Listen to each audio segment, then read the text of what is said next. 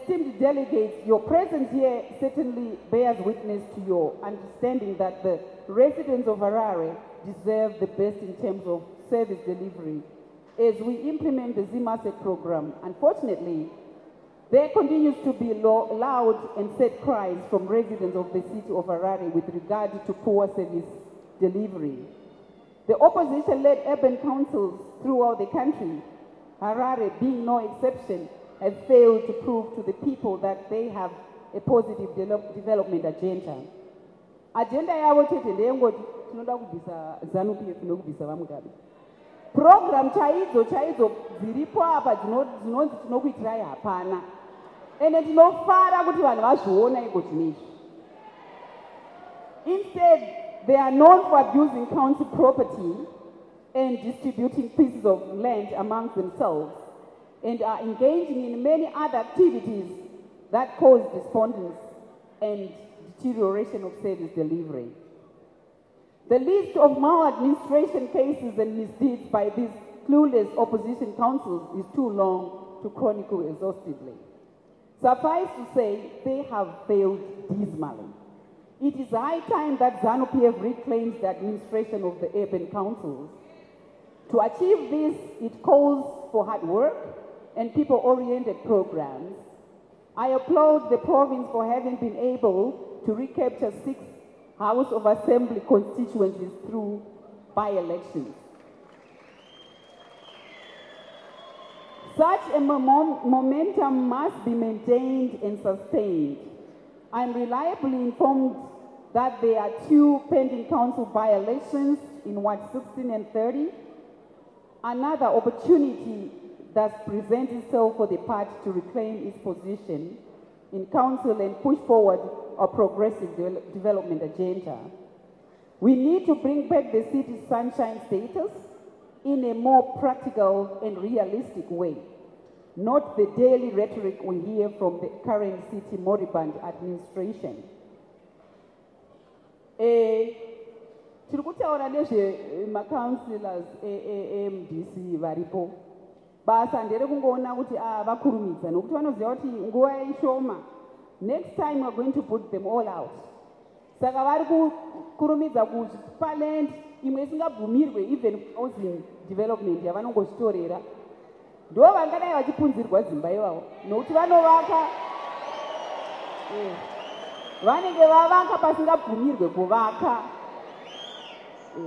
Saka izvozvi munongoona zvinomhanyirirwa neopposition. Program chaidzo zvandataura dzinoofwa kuti izvi ndo zvatoda kuitirai hakuna. Zvandataura izvozvo kuti kungomhanyirira kuti toda kubvisa vaMugabe neZANU-PF. Madofo chokwadi. Izvozvi makaona. Kanhu kadikidi kanenge kangoitika. They want to capitalize on that.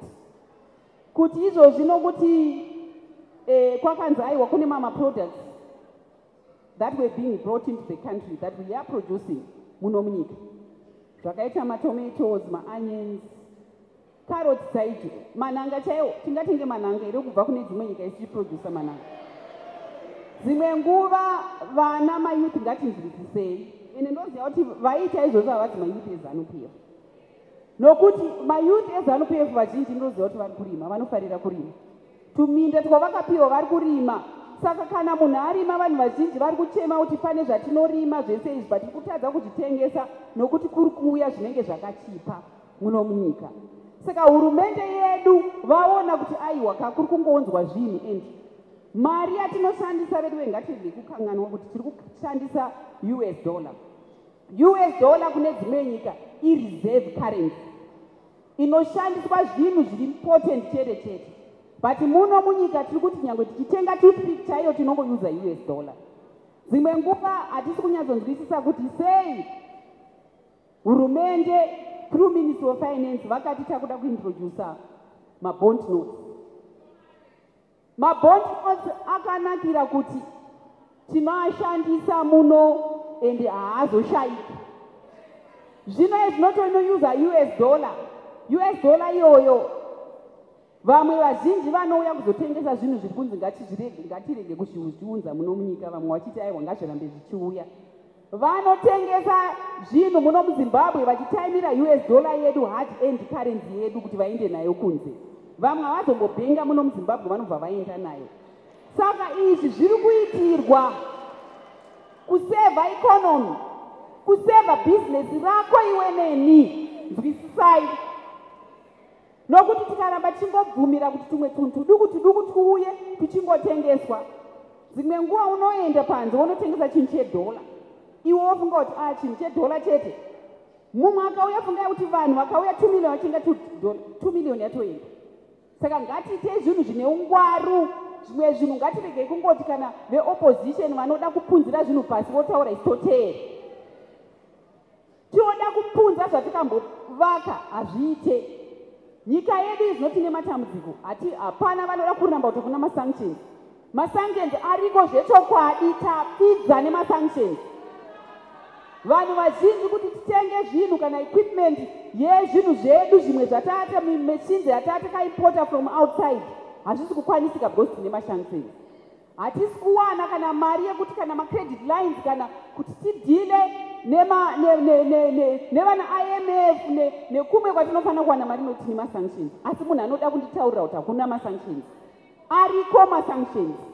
Saka isusu kana hurumende yedu ichitraya kutiitira zvinhu kuti igare zvakanaka, ngatiregei, let us not be hoodwinked nemaditractors edu. Nokuti vamwe izvozvi tozviziva kuti kune dzimwe hurumende dzisingatifarire vachitopa vanhu mari kuti endai kuitwe stay away. Tikaita stay away ivo vari busy kumanufacture economy dzavo dzichienderera mberi. Isusu taita stay away zvinhu zvamira. Izvozvi vakada kugara pasi vakakalculata kuti musi wakaitwa stay away takaruza mari munotya imi mese. Nokuti dzimwe nguva tisingazvinzwisisi kuti zvinhu zvinofamba sei. Ngatiregei kuti vanhu vanoda kuuya vachitikanganisa ichitongoteera toita zvinhu tisina kufunga. Ende ndiri kufara nokuti vanhu vazhinji zvavo vakangogara mudzimba dzavo vanyerere nokuti vaingotya kubuda panze. Asi kudestroya property, ngatiregei kudestroya property yedu. Nokuti vanhu vakafurirwa, we must take a cue from what has happened kune Libya, kuIraq, kuEgypt nedzimwe nyika. Vakanga vachitaurirwa ivo kuti Saddam akaipa. Saddam akaurayiwa zvese nemhuri yake. Iye zvino kuIraq hakuna peace. Mabhomba anenge achingoputika izvozvi. Ndinotoneswa kuti zvandiri kutaura kune rimwe bhombo rikutoputika izvozvi. Vanhu vachichema vakafurirwa nemaAmericans kuti Saddam ane weapons of mass destruction. Iye zvino makazvinzwa. Baba vaigara vachitaura kuti Tony Blair is a liar, is a blyer. Vanhu vakati unonyepa, but Baba was very right. He was just spot on. Because iye zvino Tony Blair iro wiki rino iri akabvuma kuti ndakaita mistake. Nyange ukaita apologize zvichabetserei? Iraq is burning. Zvichabetserei? Uku wakauraya munhu asina mhosva zvichabetserei? Zvinongobetsera ndezvekuti kuHague ikoko ngaaende kunotongwa. Ngaaende kunotongwa. Hakuna munhu ari above the law pasi panapa. Haingangonzi inogadzirirwa Hague kuti kuende kunotongwa maleaders emuAfrica chete. Charles Taylor akanzi yes, ane mhosva akaenda kuHague. Iye Tony Blair must also go to the Hague. Kwangogadzirirwa macriminal court of justice kuti agadzirirwe maleaders emuAfrica chete. Anenge akanganisa yezvina basa kuti ndewekupi ngaaende anotongwa. Nokuti akareva nhema, murevi wenhema. Anobvume zvino, zvinonyadzisa sei kuti wakubvuma. Asi achibvuma kudaro anoda futi kuzvijustify. Zvinhu zvakaipa izvozvo. Iye zvino vanoenderera mberi vachida destabilize muno. Ndo zvimwe zvinhu zvatinofanira kutarisa seZANU-PF. Kuti dzimwe nguva tinonzi aiwa imimi haachiopozai, imimi munogona kuita break away. Zvakaita vana Joyce. Vedweka ndakamboudza mbuya ava kuti mbuya garai kumba muchengete vazukuru.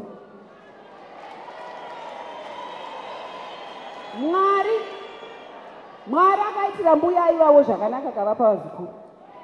So she must be grateful and stay home abetsere vana vake kuchengeta vazukuru. nokuti zvimwe zvinhu zvaanenge achiita handioni zvakakodzera. Ngatimbotaurirana yapo, timbotaurirana. Ndakambotaurira iwe kasiku ere kuti kwenyu kumasendera kune madhimoni. Zvino dhimoni riya wakuona zvarakuita manje, ende iko kungodherera Bulawayo kungoti kana maakutanga zvipati zvenyu munongoenda kuBulawayo kunoitei?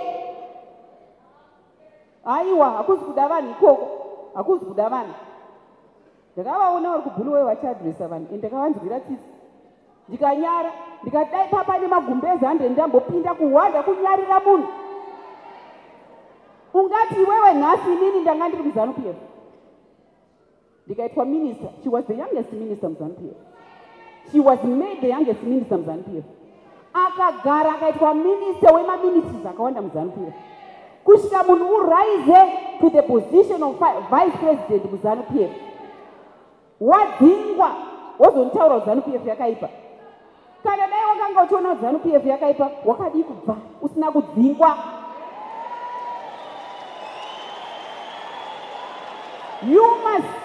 She must just zip up, shut up and go home. Wongokanga maputi koko kumba udye. Kana uine shungu dzekutaura, enda unotsenga maputi uexercise shaya dzako uri kumba.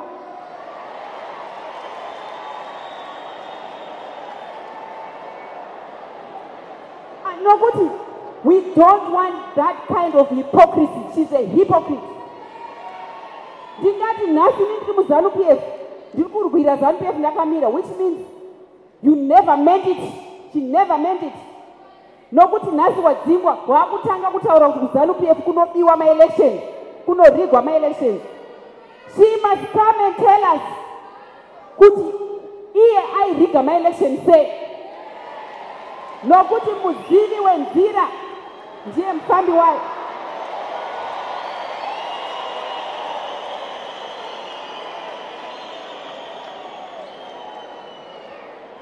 These are just sour grapes.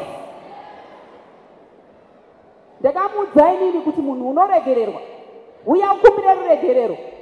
Zvino ari surround ane mafuza anomuudza zvakashata, ane chipo chakaipa chekutadza kufunga nekuteerera. Hazvina basa, because kusweromira kuti inini teu ndakaenda kuhondo, it's not enough. Hunhu hwako pamberi pevanhu hunoita mata. Yekuratidza urofa ihoho, ndakambotaura kuti munhu akadaro is a moron, haafungi. Nokuti ungade kunditaurira nhasi kuti kuZANU-PF kunorigwa ma-elections. Iwe ndiwe wakariga. Tiri kuda kuti atiudze kuti airiga ma-elections sei. Nhasi wadzingwa, zvashata. Pawaimboti pamberi neZANU-PF zvakambe zvakaita sei. Hatidi vanhu vakadaro.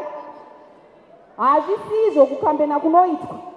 Udza vanhu what you can do for the people, and uvaudze kuti chii chawakamboita. Hapana.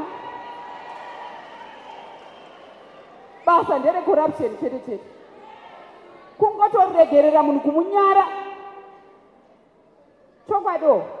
Nokuti izvo zvaruita manyemwe kuti kana dai ndaita engage in corruption vakaregererei kundisunga, kutongonyara munhu. Otherwise evidence is there, overwhelming evidence is there. Kuti waive iwe engaging in corruption. Ungade kutanga nhasi kutukirira kuti vaMugabe vakazodai vakadai. Pavaikuita minister wakadii kuramba kuti mapolicies enyu handade. Ungadai wakaramba kuti mapolicies enyu handade. Nhasi nokuti waakufunga kuti iwe unoda tumari. Baba iwe. Ivo vanosapota zvakadaro vachipa mari mafuza naivo vakapusa. Siyai vadyiwe. Because politics dzakungonzi kana munhu akutsvaga mari ongofoma kapati kake. Ukaona nyope ndo zvadzinoita, dzinoda kuyuza politics kuwana mari. Zinyope. Inyope. Hanimbofa ndakarespekta zinyope rakadaro. Hapana anombovhotera nyope yakadaro. Kungonomira kuti hanzi kuZANU-PF handidzoke. Ndiani akakudza kuti tiri kukuda bheki kuno kuZANU-PF? hatidi zvakaora. Ndakaona brega kuti I will never go back to ZANU-PF. Akambokuinvite back to ZANU-PF ndiani? Kuzvinetsa. Hatimbodiwo zvakadaro. Tinonhoreswa, Mwari akatituka. Wakatononoka kuenda. Aiwa, hatimbodi kudaro. Tinoda vanhu vane hunhu. Kushaya hunhu ikoko. Tinonzwa kunyadziswa sesu isu madzimai. Tisimunyadziswa nokuti takatafara tasimudzirowo kuti tine wedu pamusoro. Asika haungangodi kuve wega pamusoro. Kana zvakunzi vamwe vakusumudzirwa woshatirwa. Ini handingadi kudaro ini madzimai. Ndoda kuti kana ndiripo zvandiri ndikusimudzirei bvunzai madzimai kuti ndoita sei. Munoziva zvazvinoita? Kana munhu uri munhu ane mwoyo wakashata, hapana zvinokufambira pasi pano. That's why she's where she is. Nokuti Mwari akazviona zvakakodzera kuti amudonhedze sedamba. Munoziva damba rikadonha kubva pamusoro apa rinosikoputika kuti pwa. Ndozvaakaita. She's just trying to pick herself up, but it will never work. Hazvisi zvakadaro. Nokuti haungadi kungonoyuza kuti ndakaenda kuhondo. Vangani vakaenda kuhondo muno muZimbabwe? Vakawanda vakarwa hondo muno muZimbabwe, vanhu vane hunhu, vanogona kutungamira. Tinavo president vakaenda kuhondo. Makamboona vachimboti kumwe kusaidi vachimbodaro. Hunhu ihwohwo ndiri kutaura kuti kana paine vanhu pakati pedu vasina hunhu, moona kuti ukangobuda muZANU-PF waora. MuZANU-PF hamubudwi. Pane vamwe hapabviwe. Kunotonhora, ndakambozvitaura kunze uku. Kune vakaita manyemwe vakamboenda vakadzoka. Ndakandataurira ini vamwe kuti mai dzokai mukumbire ruregerero. Zvinanzi ndofoma yangu pati. Unoigona. Chiregai timbosiya, timboona. Ichasvika nguva yacho. Teye takagadzirira. Zvakanyanyisawo. Tichimira tichionesa vanhu. Nokuti munhu unofanira kunge ine track history. Chete kungoda kungoti ndakadonhedza ndege usina kuidonhedza. Hakuna ndege yakambodonhedzwa nemunhu kupi. Nhema dzega dzega. Itata wakaita vanhu vanokurespekta nyangwe chidiki sei, but usanyepe kuti ndiwane rukudzo nenhema. ZANU-PF yazoipa nhasi. Wokurira mukuchemberera imomo. Kusvika wakunzi gogo. Wane great grandchildren. Wakutanga kutaura ZANU-PF yakaipa. Pana anombokuteerera. Dai mari yaishanda, ndakambotaura dai mari yaishanda. Vakapiwa MDC mari yakaita sei zvikazoita sei. Nhasi vari kupi. Nhasi it's a moribund party.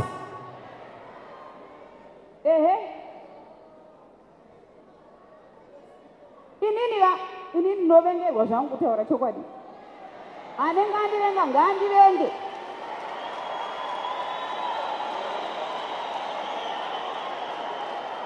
Ndakati inini ndinogutsikana nekuve first lady Mai Mugabe. Ndinogutsikana nechigaro chamakandipa kuti ndive secretary wewomen affairs. Ndogutsikana full stop. Zokumira ipapo. Handina chimwe chandinoda, asi ndichamira nemusangano weZANU-PF kuti kusvika ndashaya voice rekutaura. Asi chokwadi handirege kutaura. Kana ndichifurwa nepfuti ngandifurwe zvangu, asi chokwadi handirege kutaura.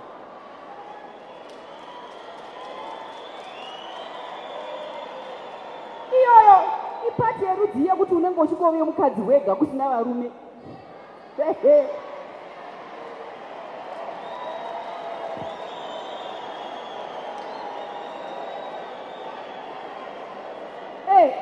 Makamboona vakadzi variko ndivanani? Hakuna. Varume vega vega navo uri wega mune varume vavo.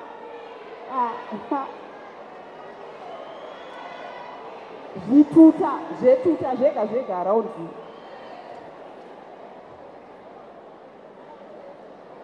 Kushaya kushaya vision ikoko, kushaya vision.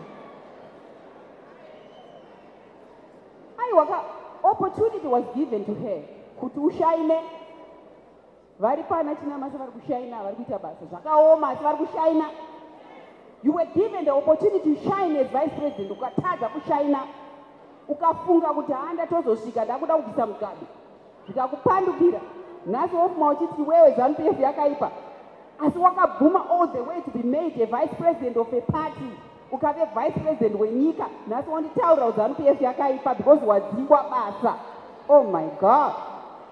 Aiwa.